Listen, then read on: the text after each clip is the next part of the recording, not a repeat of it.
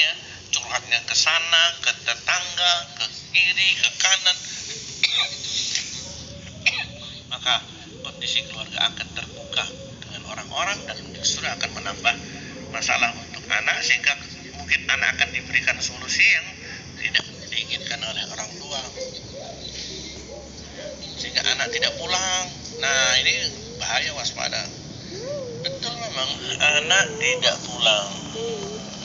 Ini memang harus dicek. Zaman sekarang kan sudah cukup canggih. Sudah tidak bisa lagi untuk menghindar. Kita sudah menggunakan teknologi. Teknologi pun kadang-kadang anak lebih pintar daripada orang tua, kena tipu terus orang tuanya.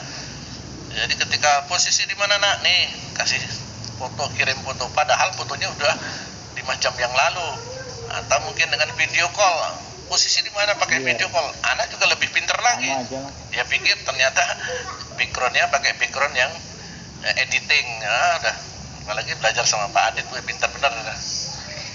Jadi kadang-kadang kita ngeliat, editnya ketika di musola, kelihatan di musola, padahal di tempat yang lain, ya langsung sih. Tapi kadang-kadang memang paling tidak kita perlu tahu posisi kondisi anak-anak itu sendiri.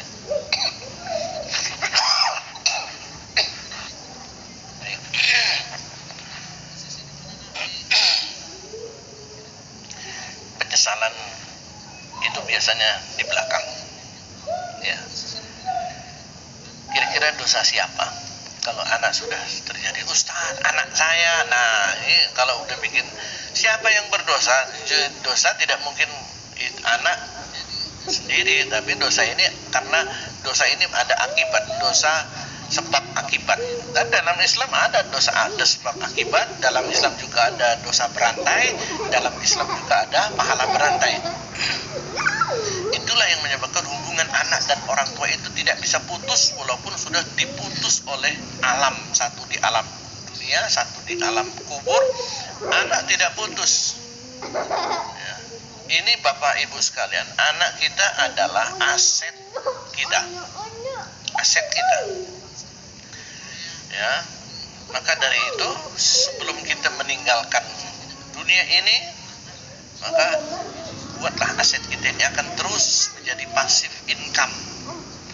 Passive income, dan yang diinginkan orang tua, semua orang adalah passive income, di mana kita tidak mampu untuk menambah tabungan kita, tidak bisa untuk menambah kebutuhan kita. Ternyata kita punya aset yang terus berkembang dengan anak-anak yang soleh. Sekali lagi, passive income itu anak yang soleh, bukan anak yang sukses dunianya. Bisa jadi anak yang soleh itu dunianya sukses juga, tapi anak yang sukses dunianya belum tentu menjadi anak yang soleh. Jadi bagaimana membentuk pribadi-pribadi anak yang soleh supaya menjadi passive income nanti ketika di akhirat. Bagaimana cara membentuk anak yang soleh? Tentunya kita harus mensolehkan diri kita dulu, berusaha mensolehkan diri kita. Kullu mauludin yuladu 'alal fitrah. Ini mengapa dosa ini juga orang tuanya terlibat di dalam dosa anak itu, karena anak itu dibentuk oleh orang tua, hasil produksi orang tua.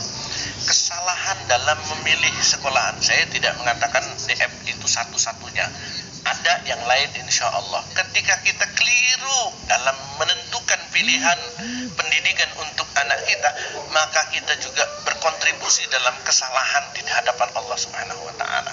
Ketika kita keliru memberikan arahan, nak kamu harus begini, kamu begini, maka di depan Allah pun kita juga terlibat. Itu namanya dosa keterlibatan atau dosa jariah. Ada man sanna fil islami sunnatan hasanatan falahu ajruha wa ajru man amila biha. Jadi dosa itu tidak berdiri sendiri, tapi ada nggak sebabnya, dari mana, itu akan dirunut oleh Allah Subhanahu wa Ta'ala. Demikian pula ketika ada kebaikan, maka akan dirunut bagaimana dia bisa berbuat baik.